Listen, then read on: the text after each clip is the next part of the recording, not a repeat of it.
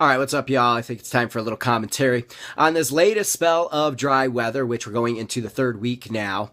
Last time we had precipitation in Flagstaff was on December 20th, and since then, it's been all this massive ridge of high pressure, and it looks like it's going to stick around a while longer, and we're not the only ones getting screwed by this thing. The entire West is really in a very dry situation. It's much more dire in places like California where the Sierra snowpack's at 20% of normal, and there's a ton of population that relies on that. It's very dry in the Wasatch, and the Rockies are just doing a tad bit better, and we'll talk about why here in just a second.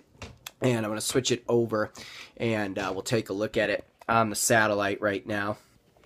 Okay, here it is, and the ridge of high pressure right now is located down off of Baja and Central California. And notice all the Pacific energy, which is all weak right now, is going from south to north over the top of this ridge, and none of this is very impressive. At times, this high pressure has encompassed the entire Eastern Pacific Basin, and we're going to go right back into that here, it looks like, and BJ up at Snowbowl has been calling it the Ridge of Steel that I hear, and it's very appropriate. My buddy Taylor McKinnon has called it the Big Blue Bummer with all these blue skies, and I just could not agree more. So we look at it on the models, and we started off this afternoon, and there's nothing really out to take note of, except here's the high, very weak energy in the Pacific, and there's this huge storm system in the East Coast that's brutally cold. And why is it that way? Because all storms have gone up over the top of the ridge into Canada, and then they drop down with this Arctic air mass, and they tap into the moisture along the eastern sea, along the East Coast, or not the East Coast, but they tap into all the Gulf moisture, and they've got all this Arctic air. And anyway, that's all east of the Rockies, and out to the west, it's a completely different story. And let's just cruise through this thing, and I'm going to just hit play, and here we go, 7th, 8th, and watch this ridge just get huger and huger. Here it is in massive charge, nothing happening, huge ridge. We're now talking the 12th, 13th, 14th, 15th.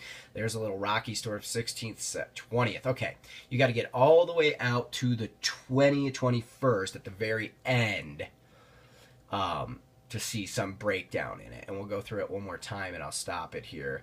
Here's the 13th. The 14th, the 15th, 16th, 17th, 18th, 19th, 20th, 21. Here's the 21st of the month. The ridge breaks down. It's gone way now. And here's finally a trough. But we're talking 15 days from now. I have no confidence in that whatsoever. So, but it does look like this thing's going to stick around. 10-day precipitation, 2-week precipitation, nothing in California or the Southwest, a little bit in the Wasatch and the Rockies. Oregon and Seattle are doing all right. And then week 2 all the way to the 22nd, still bone dry here, bone dry in the Rockies and the Intermountains. And it's just kind of grim. And then I just wanted to show you percent of average precipitation, December 7th all the way till January the 5th, and it's kind of a no-brainer, but look at all this 5, 10, 25% of precipitation. All of these areas of red. Looks like there was some decent moisture right here in western Utah at some point in there. And even the western slopes hurt, and Summit County's doing a little bit better. The northern Rockies up in the northern, in Montana and in Wyoming are doing a little bit better with the precipitation. But again, it's the West that's hurt. And hate to be the bearer of that bad news, although we all know that this kind of sucks, and I hate to say that it's going to last a couple weeks more. So do your snow dances, wash your cars, think snow.